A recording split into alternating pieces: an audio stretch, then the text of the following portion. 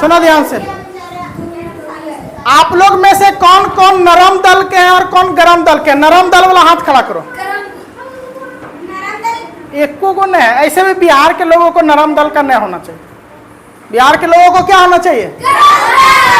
हाँ, अभी एगो अंग्रेज यहाँ आ जाएगा ना तो उसको इज्जत से बोलेंगे हंसते हुए, यू आर वेरी छोटा, यू आर सो कमीना, यू आर वेरी दोगला, यू आर माई साला। तो बोलेगा क्या बोला? साला। साला मीन्स वेरी गुड पर्सन। अंग्रेज को कुछ भी बोल दो, बिहारी सबको नरम दल का होने नहीं चाहिए। बिहारी मतलब गरम दल। और उस समय गरम दल का ही लोग था जिसके वजह से अंग्रेज डरा था पहली बार। 1907 के बाद अंग्रेज डरना चालू हुआ था। उससे पहले तो आराम से पोट पोट के काम कर रहा था। हिंदू, मुस्लिम, सिख, ईसाई, भाई भाई, ये वो फलना चिलना ढेकना, यही सब कर रहा था। लेकिन धीरे धीरे धीरे धीरे 1907 में चल गया, छोटा, यू आर वेरी बेहुदा। व्हाट डू यू मीन बेहुदा? बेहुदा is very nice person. Oh, I am very बेहुदा। यस, आई एम वेरी बेहुदा। अंग्रेज सबको इतना गाली देना चालू किया 1907 से। 1907 का ऐसा दौर था कि गरम दल वाला बोला अब इसको कुत्ता, कमीना, बेहुदा, सुअर सब बोल बोल के गरियाएंगे। डिक्शनरी लेख थोड़ी खोजेगा कि हिंदी में हम की बोल रहे हैं। हम लोग अंग्रेजी सीखें, अगर हम लोग को इडियट बोलेगा, रास्कल बोलेगा, ब्लडी फुल बोलेगा तो हम लोग समझ जाएंगे। लेकिन लोग बोलेंगे यू आर नाइस कमीना, कुछ नहीं समझेगा। कमीना, what do you mean by कमीना? कमीना is very beautiful person. Oh, I am very beautiful कमीना। 1907 में सूरत यानी अभी का जो गुजरात है, सूरत में एक अधिवेशन हुआ था जिसमें कांग्रेस के बहुत सारे नेता एक जगह बैठ गए थे। और बैठने के बाद ये अधिवेशन काफी लंबा चला। मोतीलाल नेहरू बोला कि हम लोग संयोजित सरकार बनाएंगे अंग्रेज के साथ, जबकि लोकमान्य तिलक बोला हम तैयार नहीं है, हम आज इस कांग्रेस से बाहर निकलने का फैसला करते हैं। और ऐसे फैसला जैसे ही हुआ तो कांग्रेस उस समय बहुत बड़ा संगठन था और उन लोग का एक नारा था, वंदे वंदे। उस समय पूरे देश का एक ही नारा था, वंदे मातरम, जो भारत का राष्ट्रीय गीत है, वंदे मातरम। एक एक व्यक्ति वंदे मातरम चिल्लाना चालू किया और जितने भी लोकमान्य तिलक के साथ थे उसने वंदे मातरम किया, भारत माता की जय किया और अलग हो गया कांग्रेस से। बोला हम कांग्रेस में नहीं रहेंगे, कांग्रेस सब हमेशा तलवा चाटता अंग्रेज का, इसलिए हम अंग्रेजों के साथ नहीं तलवा चाटेंगे तुम्हारे जैसा। इसलिए मोतीलाल नेहरू और जो जो लोग था सबको बोला कि तुम लोग अंग्रेज के साथ रहो, तुम लोग अंग्रेज के साथ संगठन बनाओ, उसके साथ बिजनेस करो, उसका तलवा चाटो, उसको साला बनाओ, जो बनाना बनाओ, हम तुम्हारे साथ नहीं रहेंगे। और लोकमान्य तिलक निर्णय लिया, लोकमान्य तिलक के साथ लाल, बाल, पाल, तीन व्यक्ति थे। लाला लाजपत राय यानी लाल, बाल गंगाधर तिलक बाल, और उसके बाद बिपिन चंद्र पाल यानी पाल, यानी लाल, बाल और पाल, ये तीनों सबसे बड़े नेता बने अलग होने के बाद। और इस जगह और जो अलग हुए उसका नाम पड़ा गरम दल। ये सब गरम वाला था, गरम खून, डबडबाता था अंदर से, एकदम खौलता था, इतना खौलता था कि एक छिटा अंग्रेज पे मारता था तो लहक जाता था, इतना डबडबाता था ये लोग का खून। निकाल के एक छिटा खाली मारता था ना, अंग्रेज लहलहाने लगता था। पूरा अंग्रेज को यहाँ से परेशान करना शुरू कर दिया था। साथ में दादा भाई नेरोजी, एस.एन. बनर्जी, उसके बाद अरविंदो घोष, उसके बाद बदरुद्दीन तैयब जी और परवेज शाह, ये सारे लोग बोला कि हम लोग भी तुम्हारे साथ हैं। एक लोकमान्य तिलक अलग हुआ और उसके साथ ये सारे लोग हो गए। और उसके बाद धीरे धीरे धीरे धीरे धीरे धीरे पूरे देश में नरम दल से गरम दल में लोग जाना चालू कर दिए। जिस बोलता था अंग्रेज हम लोग को लगभग 150 साल से परेशान कर रहा है, अब नहीं मानेंगे, अब हमको आज़ादी चाहिए। और सारा लोग अलग होने लगा। और उसके बाद जो नरम दल में रहे वो नरम पंथी थे, यानी उसका खून ठंडा था, वो शांत थे। देखो हालांकि नरम दल का भी रहना जरूरी था। कांग्रेस का गठन हुआ तो नरम दल के जरिए हुआ, महात्मा गांधी देश को चलाएं तो नरम दल के जरिए चलाएं, लेकिन गरम दल का भी उतना ही जरूरी था, नहीं तो अंग्रेज डरता नहीं। तो जो गरम पंथी थे वो कट्टर पंथी थे, वो बोलते थे हिंदुस्तान, वंदे मातरम, भारत माता, बस एक के नारा। कहीं भी कुछ हो, मारा अंग्रेज को, थाना के बाहर गाड़ी निकला जिप्सी पुलिस का, 7-8 गो अंग्रेज बैठा ला, मारा, बम उड़ गया, भारत माता की जय, वंदे मातरम, बोलते बोलते सब खुश हो रहा। गरम दल वाला, नरम दल वाला बोला नहीं मारो, हम लोग को बुला के मीटिंग करेगा। बोला तुम लोग समझो, तुम लोग का साला है, हमको क्या मतलब, ठीक है, ऐसा ऐसा बात होने लगा। तो ये जो है,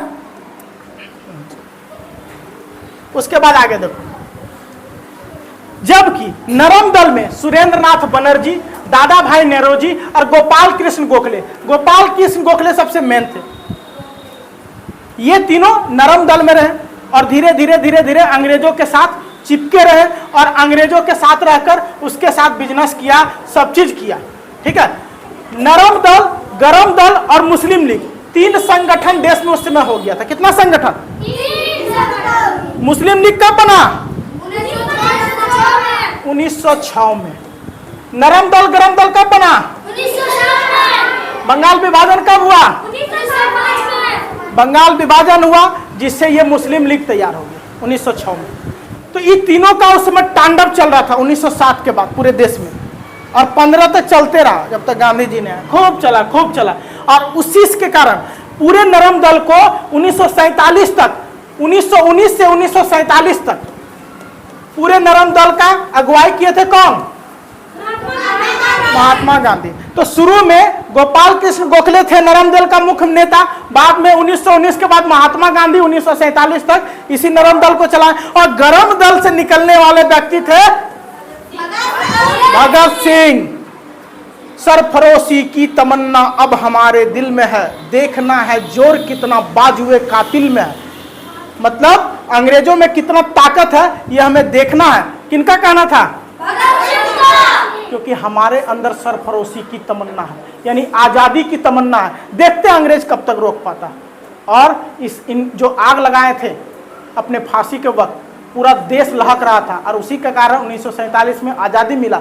इन्हीं का कारण लाखों क्रांतिकारी तैयार हुआ, ठीक है। और उसके बाद अस्पा अल्लाह खां, काकोरी ट्रेन, यानी यही इसी का संगठन में ये जाके मिले थे। उसके बाद इनको कौन नहीं जानता, चंद्रशेखर आजाद, मूंछों पे ताव देते थे, अंग्रेजों की गोलियों का सामना करेंगे, हम आजाद है, आजाद ही मरेंगे, इनका कहना था।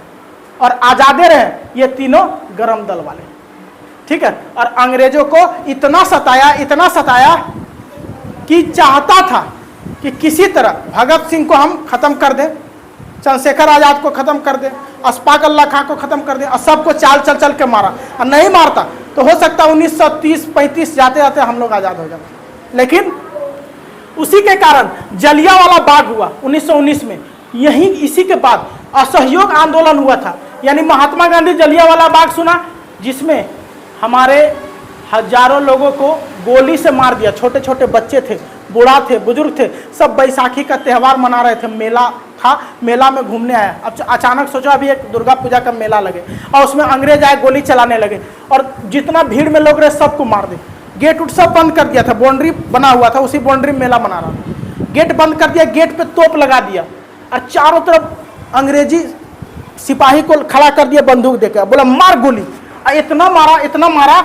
ये घटना है 13 अप्रैल 1919 का। 13 अप्रैल 1919 को जलियांवाला बाग में हमारे हजारों आम आदमी मारे गए थे। कुछ नहीं किया था, बेगुनाह था, बूढ़ा था, बच्चा था, नवजात शिशु था, छोटा बच्चा 2-4 महीना का, वो भी 10 बच्चा लगभग, वो सब मरा। सोच के देखो अंग्रेज का क्रूरता। उसके बाद इसी कारण असहयोग आंदोलन, जिस प्रकार 1905 में स्वदेशी आंदोलन चालू हुआ था, उसी तरह महात्मा गांधी असहयोग आंदोलन चालू किए। यानी कोई भी चीज में सहयोग नहीं करेंगे अंग्रेज का, कोई भी सामान तुमरा ना लेंगे ना तुमको देंगे, हमारे देश से कोई मतलब नहीं रखो। पूरी तरीके से अंग्रेजों का असहयोग करने लगा। लेकिन 1922 में चौरा चोरी एक घटना हुआ। 4 फरवरी 1922 को चौरा चोरी का एक घटना हुआ जिसमें असहयोग आंदोलन बंद हो गया था। जबकि असहयोग आंदोलन 1 अगस्त 1920 को चालू हुआ था, 1 अगस्त 1920 को, और इसको बंद कर दिया। क्यों जानते हैं? क्योंकि थाना को उड़ा दिया था अंग्रेजी थाना को, और कुछ लोगों को मार दिया था। यानी 12-15 पुलिस थे थाना में, सारा पुलिस को जला दिया हिंदुस्तानी सब, क्योंकि यहाँ कुछ सामान बंद करने बोला था, शराब कपड़ा ये सब बेचने बंद करने बोल रहा था, तो नहीं सुना तो पुलिस आया, पुलिस मारने लगा आम आदमी को, तो आम आदमी थाने जला दिया, पुलिस एक जला दिया। इसी वजह से ये बहुत बड़ा घटना हुआ। और गांधी जी तो महान आदमी, एक गाल पे थप्पड़ मारो दूसरा आगे बढ़ा देंगे, बोला थाना उड़ा दिया अंग्रेज का, अब हम असहयोग आंदोलन वापस लेते हैं। इसी समय भगत सिंह, चंद्रशेखर आजाद, अशफाक उल्लाह खां, सुभाष चंद्र बोस सब गुस्सा हो गए, वापस लेंगे असहयोग आंदोलन, लीजिए अब हम गरम दल में जाएंगे और दिखाएंगे अंग्रेजों को, आप मत आजादी दिलाइए, हम लोग दिलाएंगे। और उसके बाद काकोरी ट्रेन होता है, अंग्रेजों का सामान से भरा हुआ, बम बारूद से भरा हुआ ट्रेनें लूट लेता है अशफाक उल्लाह खां, चंद्रशेखर आजाद, ट्रेनें लूट के गए। और चंद्रशेखर आजाद को खोजते रह जाता 3-4 साल, तैयो नहीं मिलता है। बोले ना चंद्रशेखर आजाद का एक ही चीज कहना, तुमरा ट्रेन लूटे, तुमरा हजारों आदमी को मार दे, तुमरा थाना उड़ा दे, कुछ भी कर दे, अंग्रेजों गोली चलाओ, अंग्रेजों की गोलियों का सामना करूंगा, मैं आजाद हूं, आजाद ही मरूंगा। किसने कहा था? तो चंद्रशेखर आजाद काकोरी ट्रेन लूट लिया, लेकिन अंग्रेज कुछ नहीं कर पाया, ताकते रह गया। ठीक है, धूम देखते ना, चोरी करता है, बाइक उठाता, सूं गायब, और संकेत थे आजाद। चोरी करते थे, गायब, अंग्रेज खोज रहा, अरे मिस्टर इंडिया कहाँ गया, पते नहीं। ये घटना 8 अप्रैल 1929 में असेंबली में बम फेंक दिया था भगत सिंह जाके, अंग्रेज सब मीटिंग कर रहा था, वहां पे बम फेंक दिया और बोला बहरों को सुनाने के लिए धमाके की जरूरत होती, तुम लोग बहरा हो चुका, अंग्रेज बोल रहे हैं देश छोड़ो, सुनने रहा, बहरों को सुनाना पड़ेगा। और इस प्रकार से बहुत सारे गरम दल के नेता तैयार होते रहे और अंग्रेजों को सबक सिखाते रहे। उम्मीद है नरम दल और गरम दल की सारी कहानी आपको समझ में आई होगी। फिलहाल आज के लिए इतना ही।